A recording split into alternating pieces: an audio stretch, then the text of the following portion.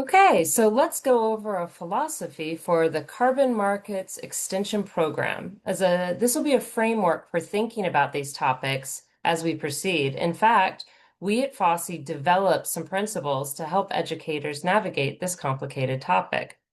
For starters, a philosophy is a set of guidelines or rules about how to engage clients.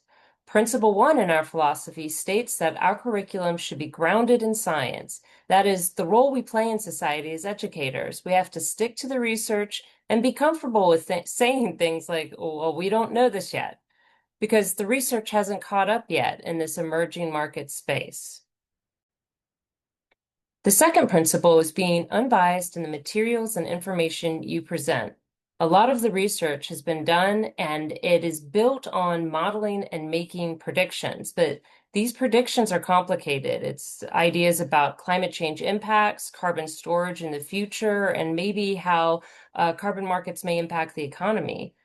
Some of these papers and some of this research may have been a couple years old at this point. 5 or 6 years old means that there may be new research out there that's got some better assumptions. So it's a good idea to pay attention to which research you're selecting and acknowledge any limitations in those studies.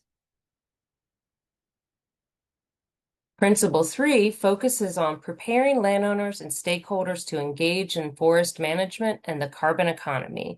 We are not trying to convince or convert anyone to any sort of opinion. We're simply aiming to make sure that they are educated about the topic if they choose to engage in that space. One of the ways to encourage clients without getting into persuading is using Principle 4, which emphasizes critical thinking. Critical thinking requires learners to gather all the facts before reaching a conclusion and being willing to change your mind when new information is introduced. This requires a lot of effort from the learner and a willingness to talk to others. If you find your clients are critical about what they're learning, but they're still willing to discover new information, that is a good thing. Be ready to help them out if they need it. Again, the goal is to help your clients become better decision makers in this space. Principle 5 says we need to understand the implications of the programs we offer. We should seek to understand the needs of the community and acknowledge that changes in forest management can bring its own implications, not just for the forest owner, but for everyone. We need to ask questions like, what are the condition of the forests in my area, and how do landowners and communities rely on these forests? Being aware of these things helps us be responsible and foster trust in our programs. Principle 6 focuses on the idea that we have to respect that different landowners are going to have different motivations and different capacities to engage in carbon incentive programs. This goes back to the idea that we educators are not trying to win as many people over. Our clients need to decide on their own if they want to engage and if these programs are a good fit for them. As time goes on, more carbon programs will probably come online, and there'll be more opportunities that appeal to a wider variety of landowners. Another major part of the philosophy is recognizing differences within the carbon economy itself. It's really easy to make value judgments about different carbon programs, but what does not work for one person could work for another person. Since this is a new market space, it's important to recognize when you may be giving some carbon programs more attention or criticizing one program over another. When I'm teaching, I try to stay pretty general and address questions about specific carbon programs only when asked. At the end of the day, it's not our job to promote private industry. Our job is to prepare our clients to engage in that industry. Principle 8 focuses on interconnections between social and ecological justice.